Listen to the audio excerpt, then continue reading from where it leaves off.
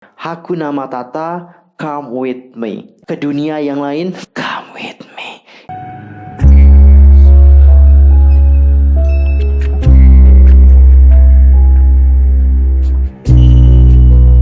Annyeonghaseyo jungidul, Yusul Kim Imnida. Welcome back to my channel. Gimana kabar kalian hari ini? So fine, so good, nothing problem dong kan? Nah, for this time aku akan ngajakin kalian semua untuk membedah teori dari Gfriend yang Mago. But wait, sebelum kita ngebedah teorinya bersama-sama, pastikan dulu untuk bantu perkembangan channel aku dengan cara subscribe, like, and comment, follow juga sosial media aku. Di Instagram itu ada @yusulkim, di Facebook itu ada Detektif Teori, di Twitter itu ada @yusulkim2, dan jangan lupa juga buat share video ini sebanyak-banyaknya kepada Balti yang lain dan juga K-popers yang lain. Tanpa basa-basi lagi, langsung aja kita bedah teorinya bersama-sama. Oke guys, spesial banget untuk teori yang Mago udah aku bagi jadi 8 poin supaya kalian mudah paham sih. Jadi aku bagi per poin supaya kalian itu mudah mengerti, nanti mudah dicerna juga. Dan langsung aja kita mulai dari poin yang pertama, yaitu tentang nama dari albumnya, Walpurgisnacht. Walpurgisnacht, seperti yang aku lansir dari Wikipedia, mungkin kalian bisa langsung cek ya kalau mungkin tidak percaya. Jadi Walpurgisnacht ini adalah singkatan dari Saint Walpurgisnacht dan merupakan malam dari hari raya Kristen, yaitu Saint Walpurga, dan dirayakan pada malam 30 April dan juga hari 1 Mei. Perayaan ini memperingati kanoniasi Saint Walpurga dan perpindahan relikinya ke Eichstätt. Keduanya terjadi pada 1 Mei 870. Nah, Saint Walpurga ini dielulukan oleh orang Kristen Jerman karena memerangi hama rabies dan juga batuk kerajaan serta melawan sihir. Umat Kristen berdoa kepada Tuhan melalui perantaraan Santo Walpurga untuk melindungi diri mereka dari sihir. Karena Saint Walpurga itu berhasil merubah penduduk lokal menjadi Kristen. Nah, di beberapa bagian susunan Kristen, orang-orang terus menyalakan api unggun di malam Santo Walpurga untuk mengusir roh jahat dan juga penyihir. Oke, dipahami ya bahwa mereka menyalakan api unggun di malam Saint Walpurga untuk mengusir roh jahat dan juga penyihir. Next, jadi di Jerman, Hetznacht atau malam penyihir pada malam 30 April hingga 1 Mei. Malam tersebut adalah malam ketika para penyihir terkenal mengadakan perayaan besar di Brocken. Nah, di Gunung Brocken tersebut para penyihir nanti akan bertemu, lalu mereka akan membuat pesta bersama dengan iblis. Brocken sendiri itu adalah merupakan pegunungan yang tertinggi di Pegunungan Harz di bagian utara Jerman Tengah. Ada salah satu kutipan yang tidak lengkap yang aku ambil dari Wikipedia. Kutipannya adalah seperti ini, coba kalian perhatikan. Brocken Spectre adalah bayangan pengamat yang diperbesar, biasanya dikelilingi oleh pita seperti pelangi, dilemparkan ke tepi awan di daerah pegunungan tinggi saat matahari rendah. Nah, fenomena dari Brocken Spectre ini sangat mirip banget dengan cahaya yang kita lihat di bagian awal dan penutup dari musik video Mago. Oh ya, jangan lupakan juga bahwa bagian penutupnya ini akan mengingatkan kita akan musik video dari Sunrise. Jadi ada semacam koneksi gitulah ya antara Mago dan juga Sunrise. Dan sekarang kita akan masuk ke poin yang kedua, yaitu membedah judulnya Mago. Dalam Wikipedia disebutkan bahwa Mago adalah dewi kosmogonik dalam mitos penciptaan Korea yang menyebutnya sebagai Dewi Agung dan mengusulkan Magoisme, matriks budaya ginosentris kuno Asia Timur yang berasal dari penyembahan Mago sebagai pencipta, nenek moyang, dan penguasa. Nah, teori dari Mago sebenarnya tidak terlalu rumit. Teori ini merupakan kelanjutan dari Apple. Seperti yang telah aku jelaskan di teori Apple, para member Gfriend itu bukan lagi manusia. Mereka sekarang udah menjadi arwah seperti itu, mudah menjadi penyihir, dan sekarang juga berada di dunia lain. Bukan di tempat kita lagi, tapi mereka udah berada di dunia lain. Dunia mereka itu nggak sama dengan kita. Nah, saat malam Walpurgisnacht mereka akan kembali lagi ke dunianya manusia.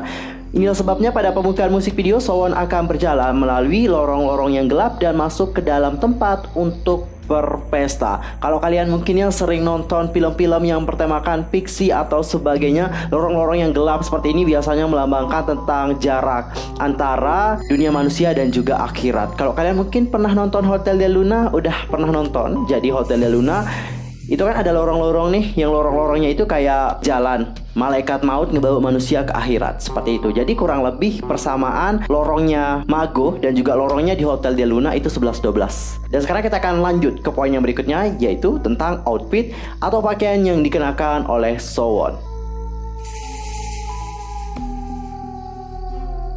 Nah, outfit yang dikenakan oleh Sowon adalah pakaian formal berwarna hitam dengan kemeja berwarna putih. Jika kalian mungkin sering nonton film Korea ataupun drama Korea, biasanya saat mereka berkabung, mereka akan menggunakan pakaian formal seperti jas yang berwarna hitam, celana berwarna hitam, dan tak lupa juga mereka nanti akan mengenakan kemeja. Biasanya pakaian seperti ini dikenakan oleh laki-laki. Wanita juga banyak kok yang menggunakan pakaian seperti tersebut. Tapi dari mereka itu kan lebih kayak feminim gitu ya, pakainya agak kayak pakai rok seperti itulah ya. What I mean adalah saat Sowon mengenakan outfit jas itu sebenarnya melambangkan tentang maut atau kematian. Karena seperti yang diceritakan dalam Hotel de Luna, Dewi Mago itu ada 12 katanya guys, banyak banget kan. Tapi yang kita lihat di Hotel de Luna itu hanya ada 6 Dewi Mago. Apa aja Dewi Magonya? Yang pertama adalah Mago pengantar arwah, lalu ada Mago pengobatan, lalu ada Mago percintaan, yang keempat ada Mago kemiskinan, yang kelima ada Mago kekayaan, dan yang terakhir adalah Mago kematian. Nah, nama Mago ini itu sangat make sense banget ya dengan jumlah member dari G-Friend, yang mana karena member G-Friend ini pasti mewakili mago-mago yang berbeda. Ada Mago kematian, ada Mago percintaan, dan mungkin ada Mago pengantar arwah seperti itu. Dan sekarang kita akan lanjut ke poin yang berikutnya, yaitu tentang Alice Blonde.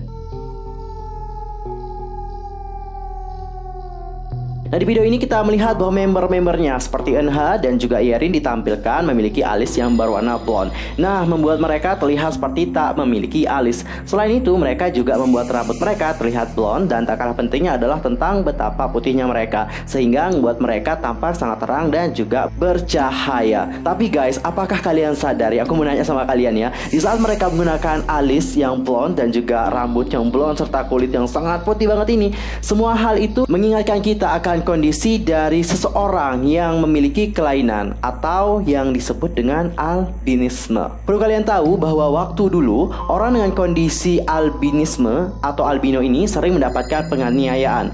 Hal ini didasarkan pada keyakinan bahwa bagian tubuh tertentu dari seorang albinisme dapat mengirimkan kekuatan magis. Nah, tahayul semacam itu hadir terutama di beberapa bagian wilayah Danau Besar Afrika, telah disebarluaskan dan dieksploitasi oleh dukun-dukun, dan orang lain yang berada di sana itu juga telah menggunakan bagian tubuh dari orang albinisme untuk dijadikan sebagai bahan untuk melakukan ritual. Bahkan ada juga bagian tubuh dari orang albinisme itu dibuat sebagai ramuan dalam klaim bahwa sihir mereka akan membawa kemakmuran bagi penggunanya. Karena hal inilah banyak sekali dari orang albino itu mendapatkan penganiayaan. Bahkan mereka juga sering dihilangkan nyawanya, dipotong-potong tubuhnya, dan digunakan sebagai bahan untuk ritual dan juga membuat ramuan. Selain itu, di masa lampau orang albino juga sering banget dikucilkan nih guys, karena mereka itu dianggap pembawa sial karena telah dikutuk. Jadi karena hal inilah banyak sekali yang menganiaya mereka di masa lampau.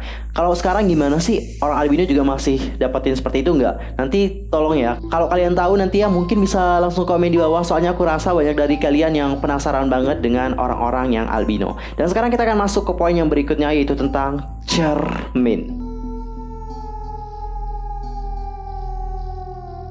Dalam liriknya mereka mengatakan, dia tersenyum padaku di cermin. Nah, cermin ini adalah sebuah benda yang dapat memantulkan cahaya dan dengan demikian mencerminkan dunia di sekitar kita. Nah, secara spiritual, cahaya memiliki keterikatan simbolis dengan iluminasi, kesadaran, dan juga kebijaksanaan. Oleh karena itu, dalam istilah simbolisme spiritual, cermin menggambarkan tentang kebenaran. Sedangkan dalam psikologi, cermin melambangkan batas antara pikiran sadar dan alam bawah sadar. Dengan melihat cermin, seseorang mungkin melihat ke dalam ketidaksadaran mereka. Oleh karena itulah, citra yang dihasilkan cermin itu bersifat simbolis dan dapat dipahami dengan baik dalam proses pemikiran sadar maupun alam bawah sadar. So, what I mean adalah maksud penggunaan cermin baik di dalam liriknya dan juga maupun di musik videonya. Mereka di sini ingin menjelaskan dan juga meyakinkan seseorang bahwa hidup mereka adalah benar-benar untuk menunggu orang tersebut. Itu adalah kebenarannya, jadi dia harus percaya dengan G-Friend dan mengikuti mereka. Dan sekarang kita akan masuk ke poin yang berikutnya, yaitu tentang Hakuna Matata.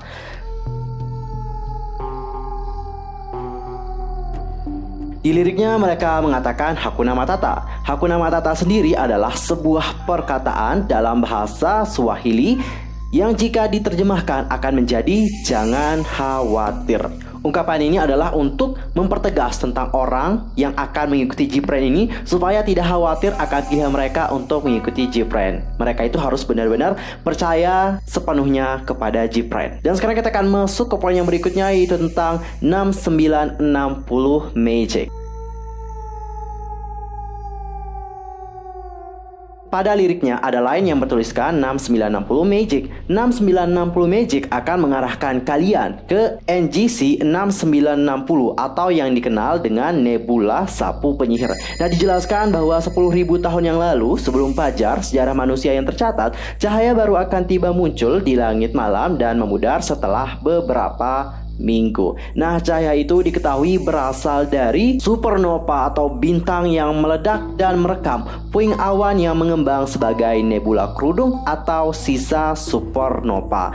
Pandangan teleskopik yang tajam ini berpusat pada segmen barat nebula kerudung yang dikategorikan sebagai NGC 6960 atau yang dikenal sebagai Nebula Sapu Penyihir. Nah, ada sebuah filmnya ini berjudul Dark Star yang dirilis tahun 1974. Lama sekali filmnya. Jadi film tersebut menceritakan tentang kapal pengintai atau Dark Star dan awaknya yang bosan dan juga eksentrik mengembara di alam semesta. Mereka ini punya senjata yaitu bom, namanya adalah termostellar, dan mereka memiliki misi untuk menghancurkan planet tanda kutip tidak stabil, yang mana planet itu mungkin saja dapat mengancam program kolonisasi galaksi di bumi.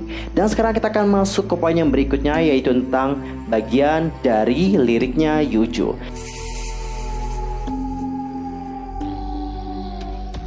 Di bagian liriknya Yuju ada line yang berbunyikan, api bermekaran, sinar bulan bersinar, kita bisa menari di malam bulan lagi.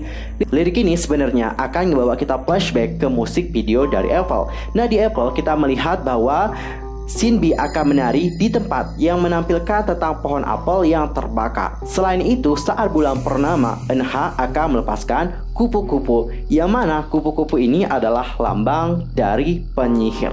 So, yang dapat aku simpulkan dari ke-8 poin yang telah aku jabarkan tadi adalah Gpren di sini menceritakan bagaimana mereka sebagai seorang penyihir saat malam Walpurgis Night itu akan turun ke dunia manusia. Di sana mereka akan bertemu sesama penyihir dan akan melaksanakan pesta bersama. Inilah kenapa ada scene di saat mereka sedang berpesta, minum minuman seperti itu, dan mereka di sini terlihat sangat bahagia sekali. Karena begitulah ya guys, kalau orang di pesta itu pasti harus senyum, senang dan juga bahagia. Gak mungkin sedih kalau kita ke pesta. Di sini mereka menjelaskan tentang banyak orang yang menyebutkan bahwa dikarenakan mereka adalah penyihir, mereka dapat memberikan hal yang buruk sehingga mereka harus diusir dengan cara-cara tertentu. Mereka di sini mengibaratkan diri mereka seperti seseorang albinisme atau albino. Albinisme yang sebenarnya tidak pernah ingin terlahir sebagai seorang albino, tapi begitulah takdir mereka. Mereka terlahir dengan memiliki kekurangan seperti itu. Begitu pula dengan Gpren. Mereka tidak pernah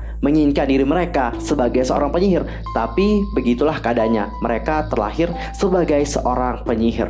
Namun dikarenakan kelainan mereka ini, banyak sekali yang menyebutkan bahwa mereka ini adalah pembawa sial, pembawa kutukan, pembawa keburukan. Sehingga karena hal itu mereka harus dikucilkan dan bahkan harus dimusnahkan. Banyak sekali orang-orang yang menganggap bahwa penyihir ini adalah orang yang jahat. Mereka itu harus diusir dan tidak boleh hidup bersama dengan kita. Melalui lagu ini Gpren ingin meyakini banyak orang bahwa meskipun mereka penyihir, mereka tidaklah seburuk yang dipikirkan oleh orang-orang. Karena mereka itu sebenarnya tidak akan memberikan bahaya bagi siapapun. Oleh karena hal tersebut, kalian harus percaya kepada Gpren dan mengikuti mereka. Hakuna Matata, come with me. Jangan khawatir, ayo ikut denganku. Tapi cukup serem sih saat mereka ngajakin kita ikut kemana gitu ya, ikut ke dunia lain gitu. Apakah seperti itu? Sumpah serem banget pas mereka bilang come with me. Itu serem banget sih. Hakuna Matata, jangan khawatir, ayo ikut aja dengan aku. Kalau kalian gimana nih? Apakah kalian akan ikut dengan Gpren ke dunia yang lain seperti itu? Apakah kalian mau?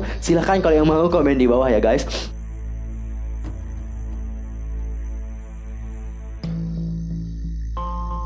Nah, well done untuk teori dari Mago yang sebenarnya tidak terlalu ruwet ini. Jadi kita sebenarnya nggak boleh bawa terlalu ruwet banget. Apakah kalian sudah mulai paham dengan teorinya? Aku harap kalian dapat paham ya guys. Nah, well done untuk video teori kali ini. Aku mohon maaf kalau ada kesalahan baik dalam ucapan, sikap, tindakan dan sebagainya. I'm so sorry banget. Kita ketemu di video yang lebih menarik lagi. I'm Yusoki pamit. Thanks for watching. Dan mungkin ada yang mau nambahin teori ini, silahkan langsung sampaikan pendapat kalian di kolom komentar ya. Annyeong, gamsamnida, cingedul.